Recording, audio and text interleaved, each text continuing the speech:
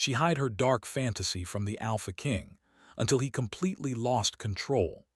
The kingdom of Eldoria was wrapped in twilight, where the mist clung to the edges of the forests like a secret, and the castle loomed over the valley, sharp and proud against the fading light. Within those stone walls lived King Rael, a man whose presence was both feared and admired. He moved through the halls with the quiet authority of a wolf and the weight of memories too heavy to share. And somewhere in the shadows, Lady Alara carried a secret that might change everything. Alara's life was one of careful appearances. To the nobles and courtiers, she was the quiet, polite daughter of House Valen, a family respected for their loyalty to the throne. But beneath her gentle exterior, she bore a power she could never show, a gift that was considered dangerous even within her own family. Shadows obeyed her, bending subtly to her thoughts, and dreams could stir at her touch. She had learned early that fear of her own gift was necessary for survival. Secrets were safer than truth. That evening, the grand hall of Eldoria shimmered with candlelight. Nobles in embroidered gowns and fine tunics whispered and laughed under the high arches. A celebration was underway. Rael's return from a distant campaign had sparked the need for festivity. But Alara's mind was elsewhere, on the shadows that lingered in corners and on the soft rustle of movement that did not belong. She had sensed it before, someone watching. Someone who should not be here. The music swelled and the king appeared at the top of the grand staircase. Rael's dark hair fell in precise waves, and his eyes were the color of storm clouds, gray and restless. The hall fell almost silent at his presence. Even the fire seemed to bow before him.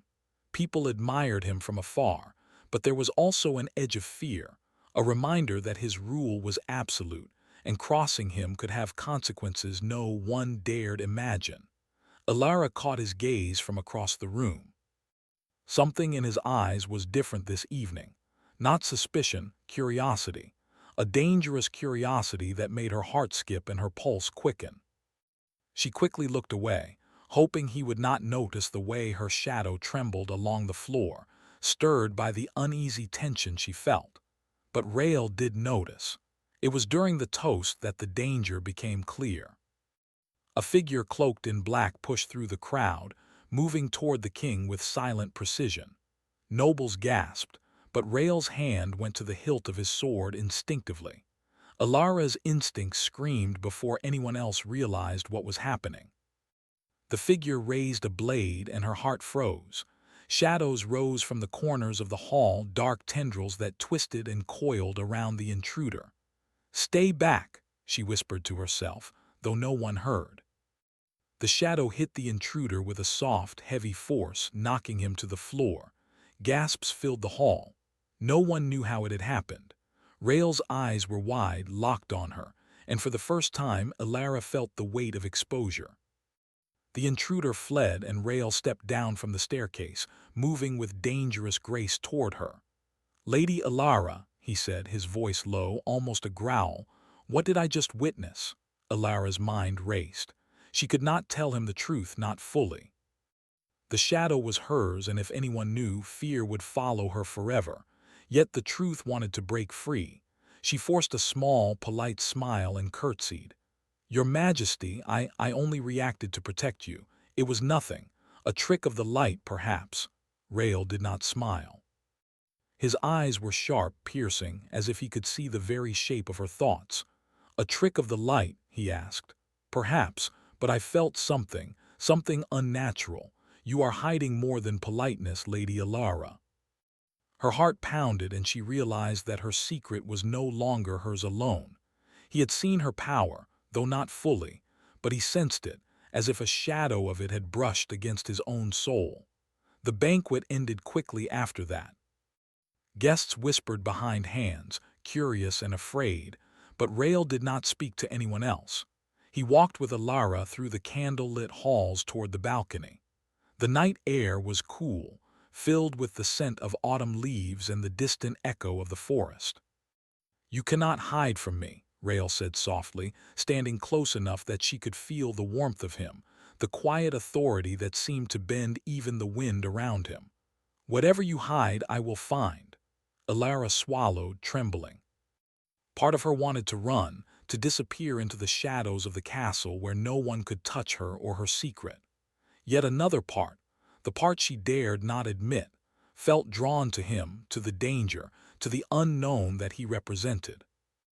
I do not know what you mean, Your Majesty," she replied carefully. He tilted his head, a faint shadow of a smile brushing his lips. "Do not play with me, Lady Alara. I am not a man to be deceived easily. I see the fear behind your eyes and something more." Alara looked down, fighting the pull of those stormy eyes. She had never met anyone who could challenge her in this way. Not through force, not through words, but through something deeper, something that made her feel exposed and alive all at once. The next days were a trial of restraint and subtle games. Rael called upon her often, asking for counsel on matters of the kingdom, which gave her proximity to him, and also the knowledge that he was watching her, studying her. She could feel the tension building, a thread stretched taut between them, pulled by curiosity, fear, and something dangerous yet undeniable. Alara spent her nights restless. Her dreams were not her own anymore. They carried echoes of him, glimpses of the stormy eyes and the hand that hovered so close to hers in the balcony's moonlight. She tried to suppress the visions, fearing what might happen if she lost control. Her gift was not safe in dreams, and yet, even as she tried, shadows moved beneath her gaze in the quiet of her room, curling and coiling like living things. Meanwhile, Rael could not stop thinking of her. Her poise, her intelligence, the hint of power behind her calm exterior. It was intoxicating. He sensed a challenge in her, something that resisted him, that refused to bow to fear or command. And the more he tried to understand her, the more he realized that he did not want to conquer her. He wanted to earn her trust, though he did not yet know how. Weeks passed, and the kingdom itself seemed to sense the change. Shadows in the corridors lingered longer than they should.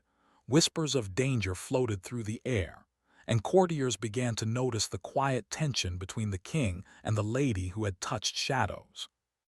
One evening, Rael summoned her to the library, a vast hall lined with ancient tomes and secrets that had not seen sunlight for centuries. The room smelled of parchment and candle wax. Outside, the moon hung low, silver and watchful. "Lady Alara," Rael said, closing the heavy door behind them, "I have seen much in my years as king. Battles, betrayals, curses that threaten my people, but none has fascinated me as much as you." Alara stiffened, unsure how to respond. Words were dangerous here. One wrong phrase could reveal too much, could invite fear or desire where neither was safe. "You hide yourself," Rael continued, stepping closer. "Not from your duties, not from me, but from the world. I do not know why, perhaps fear, perhaps pride. But know this, you cannot hide forever. Shadows have a way of showing themselves." Alara's chest tightened. She wanted to explain, to tell him everything, but the words refused to leave her lips. Secrets were safer than truth, yet she could not stop the pull she felt toward him. I must go," she said finally, her voice soft but steady. Rael's hand hovered for a moment near hers, a mere inch apart, and yet the space between them was charged, alive. "Do not run from me, Lady Alara," he said. "I will not let you hide, not from me, not from yourself." Outside, the wind howled against the castle walls, and shadows moved beneath the moonlight, restless and whispering. Alara left the library, her mind a storm of fear and longing. She could not ignore the truth. Her secret was no longer hers alone, and the king who ruled the kingdom had begun to reach into the corners of her shadowed heart. That night, as she lay in her chamber, she felt the shadows stir once more, curling around her in quiet anticipation.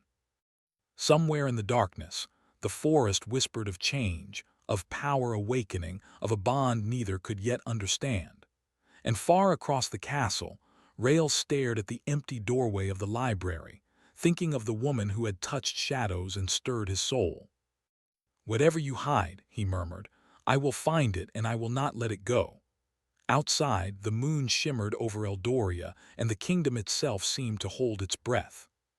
The first threads of a dangerous, irresistible connection were woven, threads of power, longing, and secrets that could destroy or redeem them both. The castle of Eldoria was alive with whispers. The sunlight that tried to touch the stones of the towers was weak, struggling against the mist that clung to the kingdom like a cloak.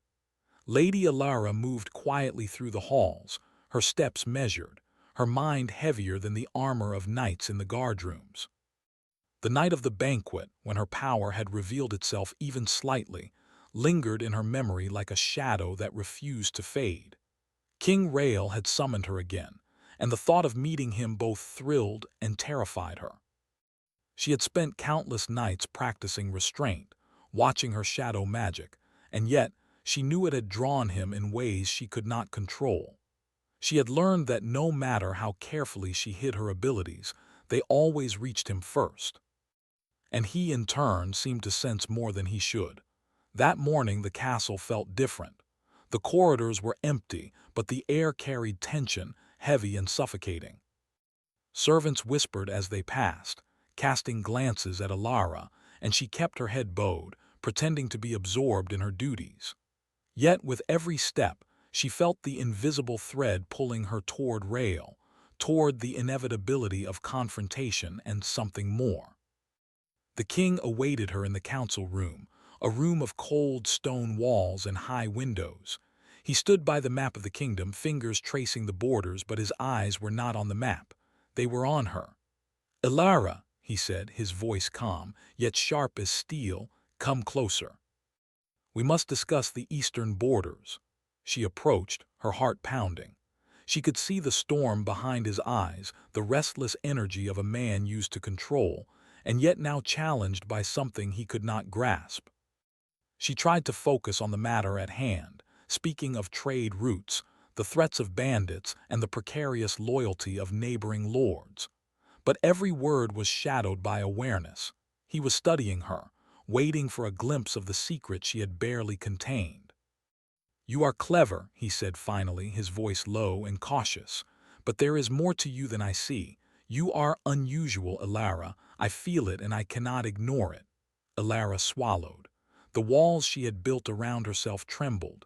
She forced her voice steady. "Your Majesty, I am nothing unusual. I serve the kingdom as my duty demands." Rael smiled faintly, a gesture that was almost dangerous in its warmth. "You serve more than duty. You guard yourself. And why is that, I wonder?" Her hands tightened around the edge of the map table. "Some things are better left hidden. Do you think you can hide from me forever?" he asked, stepping closer. The air between them was charged, an invisible force pulling tighter with each heartbeat. "I have seen many secrets, Alara, and most of them are dangerous. But yours, I want to understand it, to know it." Her eyes met his for a brief, electric moment. Something raw and unspoken passed between them, a recognition of power, of danger, and of desire that neither dared to name. She turned her gaze toward the map, hoping to find distraction, but the lines of borders and rivers blurred in her mind, overpowered by the pull of his presence. Days passed in a tense rhythm.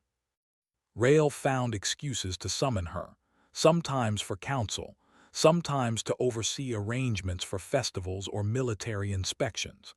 And with each meeting, their interactions became a silent duel of wills. She resisted, cautious and deliberate, while he probed, testing her boundaries, studying her reactions. One evening, a rival noble, Lord Kalen, approached her in the library. His voice was low, smooth, and filled with concealed menace. "I hear whispers, Lady Alara," he said, eyes flicking around the room.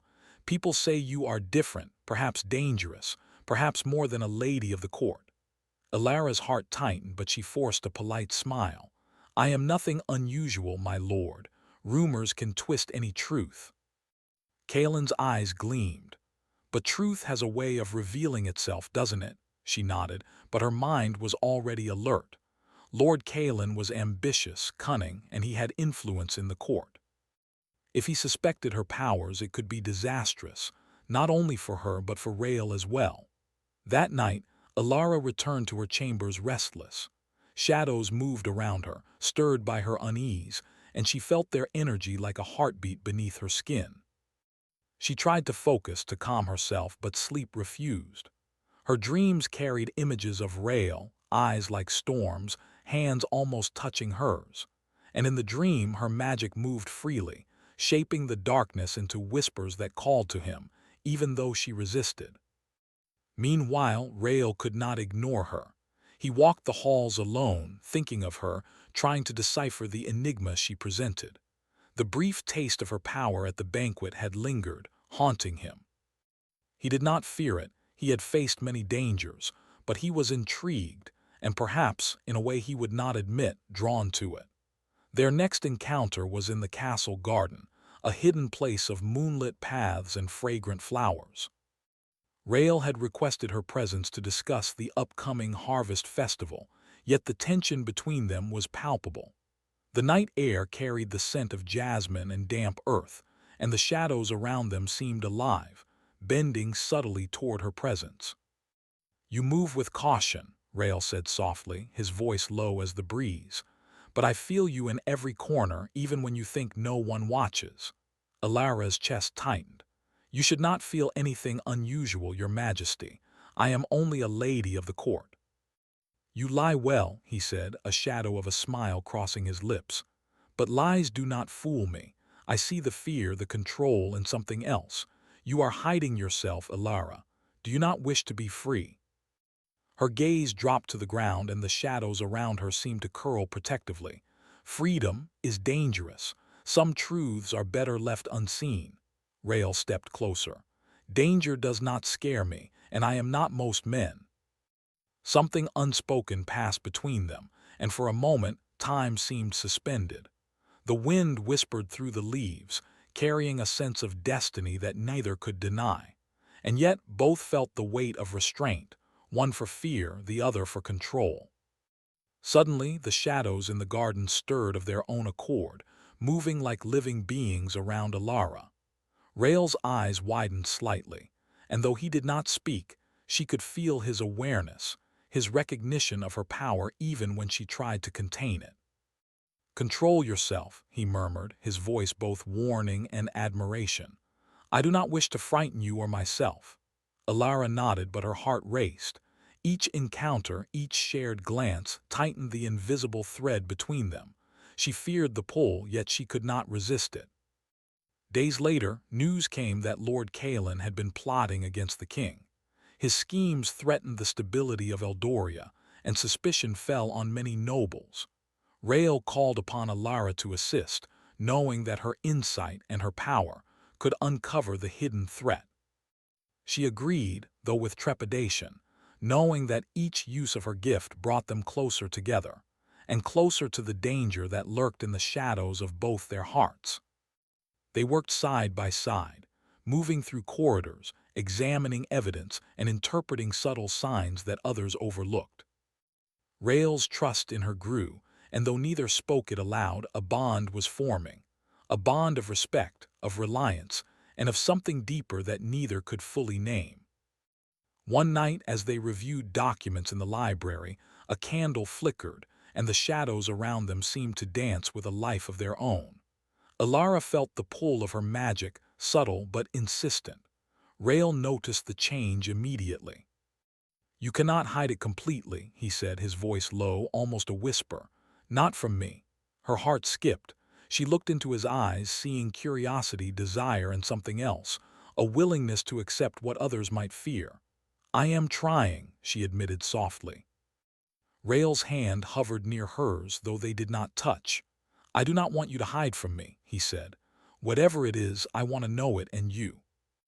The words sent a shiver through her, and for the first time she wondered if revealing her power, revealing herself, might not be entirely dangerous. Perhaps it could be liberating if only she could trust him. But trust was a fragile thing, and the threat of Lord Kaelin's schemes still loomed over them. Danger and desire intertwined, binding them together in a web of tension and unspoken longing. That night, Alara lay awake, listening to the castle settle into silence. Shadows curled around her, alive and restless. She knew the bond with Rael was growing stronger, and she could no longer deny it. Yet fear whispered in the corners of her mind, fear of exposure, fear of power, and fear of a heart she could not fully control. Far across the castle, Rael stood at his balcony, looking toward the moonlit gardens. His thoughts were consumed with her, the lady who commanded shadows, who challenged him in ways no one else could. And as the night wind whispered through the towers, he made a silent vow. I will not let her hide from me, no matter what it takes. Outside, the forest seemed to lean closer to the castle, carrying secrets and promises in the rustle of leaves. The first threads of a bond stronger than fear, stronger than power, were woven, a dangerous, irresistible connection that neither Alara nor Rael could escape. And in the shadows, something waited, watching, its intentions unclear. The dance had begun. The first light of dawn barely touched the towers of Eldoria, leaving the castle cloaked in a pale haze. Lady Alara stood at the edge of the balcony, the wind teasing her hair, and watched the forest beyond. Her thoughts were heavy, her heart even heavier. Lord Kaelin's schemes had grown bolder. Rumors had turned into threats, and whispers of rebellion had begun to coil through the halls like snakes. She had warned the king, had tried to protect him, but there was little she could do without revealing the full extent of her power. Every time she touched the shadows, every time her magic responded, it brought her closer to him, and yet closer to danger. The very thing she hid was also the thing that could save them both. Rael approached silently, his presence a dark wave against the early light. He leaned beside her on the balcony railing, his stormy eyes watching her profile. The kingdom trembles, he said softly, his voice carrying both worry and something unspoken. And yet, it is not the enemy that troubles me most. Alara looked at him, heart constricting. It is my fault. I cannot reveal all I can do. I only know part of the danger. I do not trust my power fully. Rael's gaze softened slightly. You do not trust yourself, Alara. I can see that. And yet I trust you more than anyone in this castle. Do you understand how rare that is? Her eyes widened at the admission. Trust from Rael was not given lightly, not to anyone, and the weight of it pressed on her chest. And still, fear whispered in her mind. If she misstepped, if her secret escaped, it could cost them both everything. Your Majesty, she began, hesitant. I want to help. I want to protect you and the kingdom, but her words faltered, unable to fully carry the truth. Rael reached out and placed a hand near hers, though not touching. The gesture was gentle, commanding, and intimate all at once. Then you will not hide from me, not anymore. Whatever it takes, I want to stand by you, not just as king, but as me. Her breath caught. She wanted to reach for him, to close the gap, but the invisible thread of fear held her back. The balance between trust and danger had never felt so fragile. The following day, the castle erupted into chaos. Lord Kaelin had made his move. A group of mercenaries, disguised as servants, infiltrated the northern tower, seeking to seize documents that could expose the king and destabilize the realm. The alarms rang through the halls, shouting the danger, and Alara felt the shadows stir beneath her feet, as if alive with urgency. She moved swiftly, following the whispers of her magic. Shadows rose along the corridors, coiling and twisting to block the intruders, delaying them long enough for the guards to respond. Rael arrived at her side, his sword gleaming even in the dim light, his movements precise and deadly. Together they formed an unspoken team, her power, his skill, their connection invisible but palpable. Yet, even as the threat was neutralized, Alara felt the cost. Her magic surged beyond her control, spilling into the air, and Rael caught the surge in his eyes. The storm of fear, awe, and something more passed between them, heavier than any words. You cannot do this alone, he said, voice low and urgent. Do not hold yourself back. Let me help. Let me share the burden. Alara shook her head, struggling with the tension in her chest.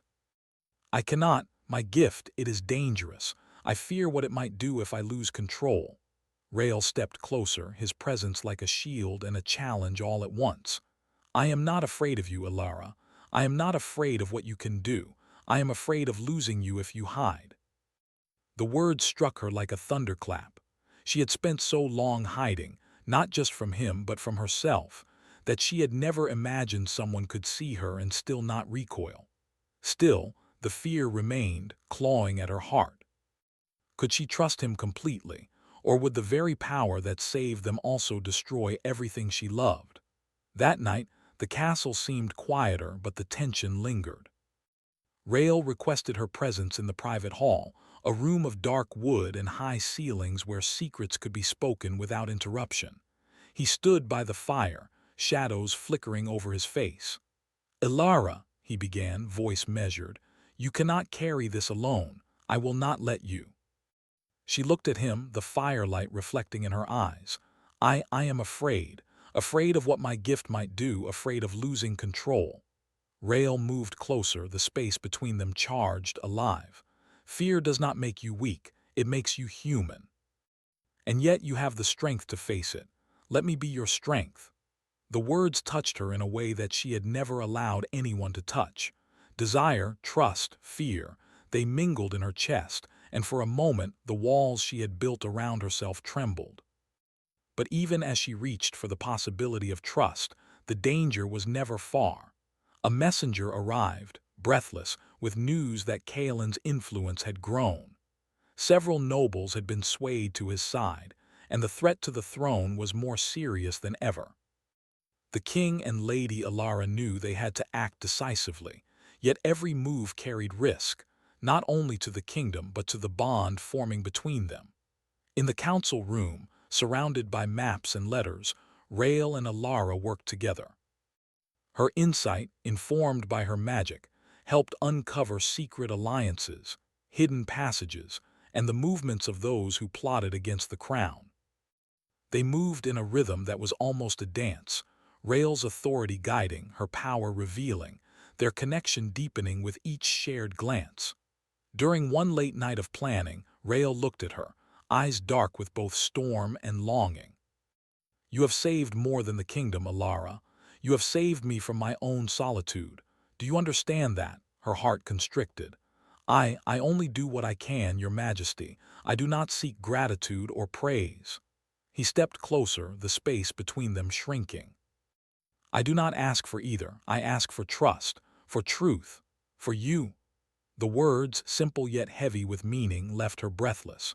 She wanted to tell him everything, to reveal the full depth of her power and the fears that had haunted her since childhood. And yet, even as she reached the edge of trust, the threat of betrayal by Kaelin reminded her that the world was not safe for secrets or magic. Days turned into nights of tension, strategy, and quiet moments of longing. Their bond grew, fueled by shared danger and mutual understanding. And in that bond, a transformation began. Alara began to trust Rael, to let him see pieces of herself she had long hidden.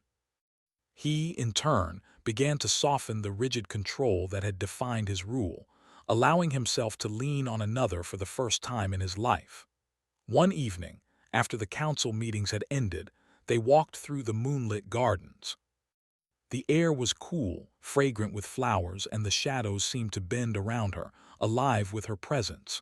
Rael's hand hovered near hers once again. "You are remarkable, Alara," he said softly. "Not just because of your gift, but because you have the courage to face it. I do not know what the future holds, but I know I cannot face it without you." Tears pricked her eyes, a mixture of relief, fear, and longing. "And I cannot face it without you," she admitted. "But I am scared of losing control, of losing everything."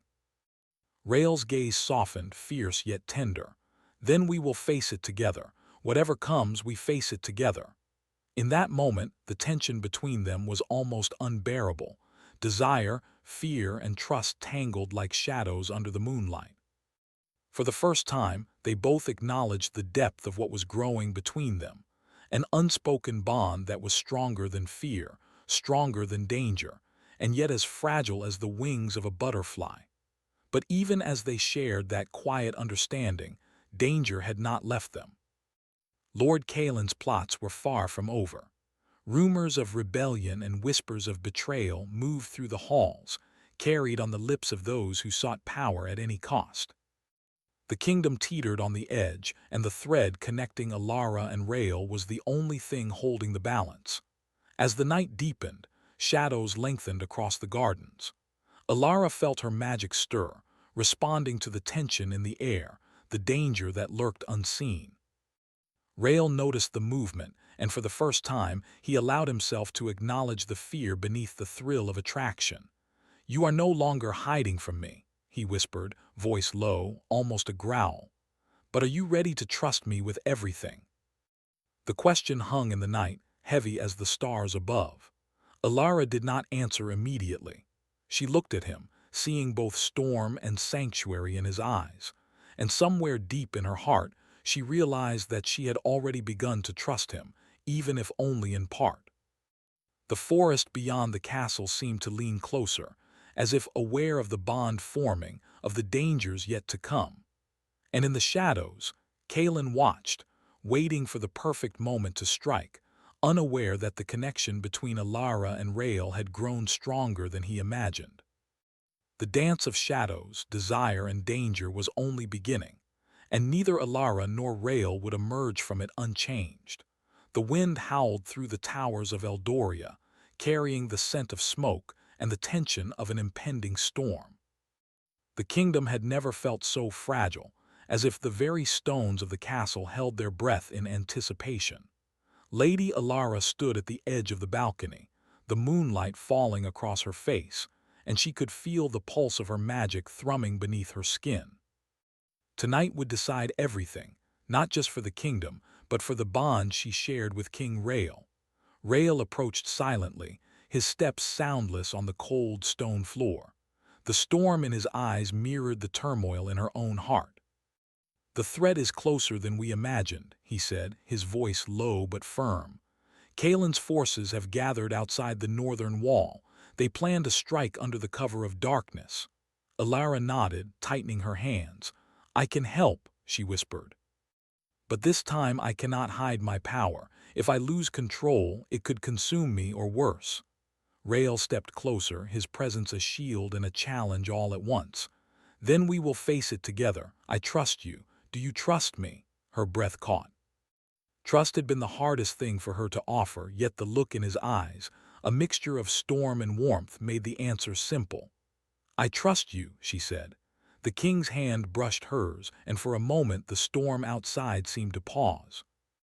In that silent acknowledgement, they shared something beyond words, a bond forged in danger, strengthened by shared struggle, and tempered by longing. As the first cries of battle rose from the northern wall, Alara followed Rael into the heart of the castle. The corridors were alive with alarm. Guards rushed to their posts, banners flapped wildly in the wind, and the distant sound of horn blasts echoed through the stone halls. She felt her magic stir instinctively, the shadows responding to her fear, her determination, and the urgency of the threat. Kaelin's forces had breached the outer gate, moving with speed and precision. Alara raised her hand subtly, feeling the shadows coil and twist at her command.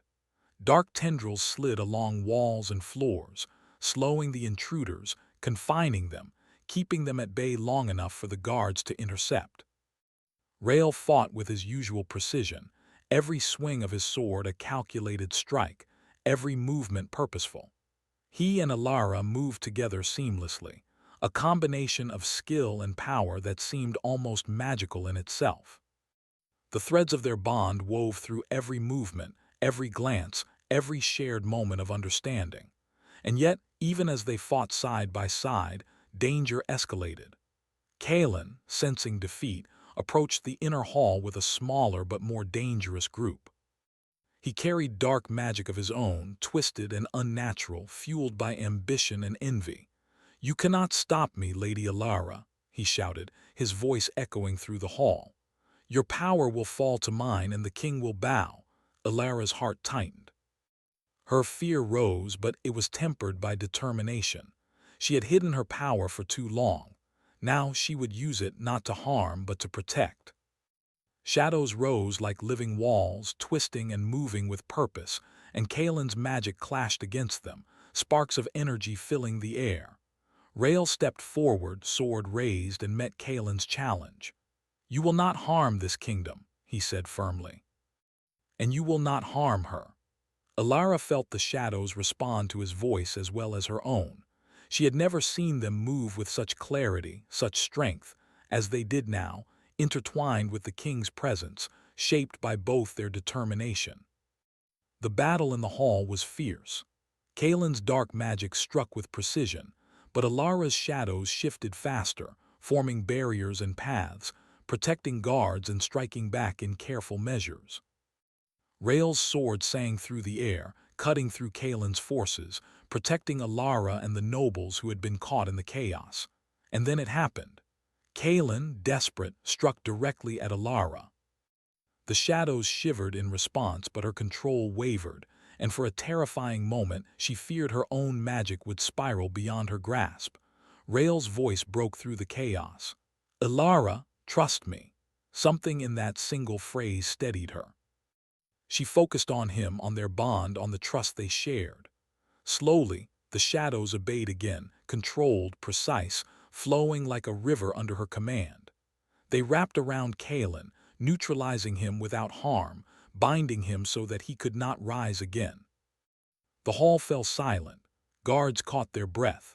The storm outside raged, but within the castle, a sense of victory and relief settled like a soft blanket. Alara collapsed to her knees, exhausted from the effort, her power drained but her spirit alive. Rael knelt beside her, his hand finding hers, holding it gently. "You did it," he said softly. "You saved us all." Tears pricked her eyes and she looked at him, seeing not just the king but the man who had trusted her, who had faced danger by her side, who had refused to let her hide. "We did it together," she whispered. He smiled, and for a moment the world outside, the castle, the kingdom, the shadows seemed to fade, leaving only the two of them. "Yes," he said, "together." Days passed, and Eldoria slowly returned to its rhythm. The threat of Kalen was neutralized, but the memory of danger lingered in the hearts of those who had witnessed the battle.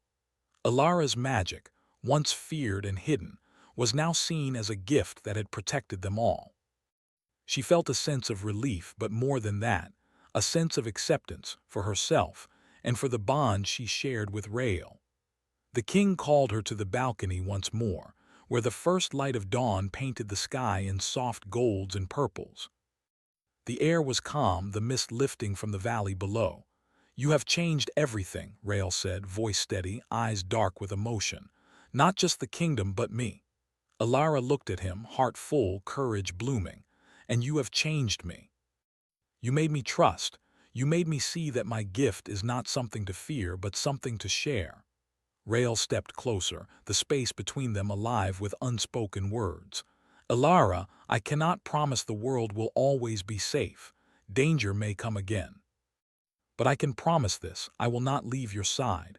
Whatever shadows come, we face them together." Her eyes filled with tears, not of fear, but of release and joy. She had spent so long hiding, so long fearing herself, and now, standing beside the man who had seen her and not recoiled, she felt the weight lift. "Together," she echoed, her voice soft but strong. The bond between them had been tested by danger, strengthened by trust, and tempered by desire. Not a desire of fleeting passion, but a longing for understanding, for partnership, for the courage to face the world together. Weeks later, the castle celebrated the return to peace. Nobles spoke of bravery, of loyalty, and of the lady whose shadow magic had protected the kingdom. Alara, once quiet and cautious, moved with a new confidence. She no longer hid, though she remained modest, aware of the responsibility her gift carried. Rael watched her from across the hall, pride and admiration in his eyes. He had seen her grow, had faced battles with her, and had come to realize that true strength was not in control alone, but in trust, in partnership, in letting another share the burden of both fear and power. That evening, they walked together through the quiet gardens. The moon hung low, silver and gentle, and the shadows seemed to bend softly around her, no longer wild, no longer restless. Rael took her hand and she did not pull away. "You have given me something I thought impossible," he said, voice low, sincere. "Faith in another and in myself. And you," she said, looking up at him, "have given me trust and the courage to embrace who I am. Together, we are stronger than fear or danger." The night was still, the castle calm, and for the first time in many moons, both felt a sense of peace. Their bond had faced darkness and survived, stronger than ever, and the kingdom itself seemed to breathe easier under their united presence. Yet as they stood together, shadows still whispered at the edges of the garden, not with malice, but with the quiet promise that life was never without challenge. But this time, Alara and Rael faced it side by side, two hearts, two strengths, intertwined, ready to face whatever came next. The dance of shadows and desire, of trust and power, had reached its first triumph. And as the first light of dawn broke over Eldoria, they knew. Whatever came, they would face it together, unafraid, unbroken, and stronger for having trusted one another. The kingdom slept beneath the stars, and in the quiet, the bond between king and lady, between shadow and light, had been forged eternal.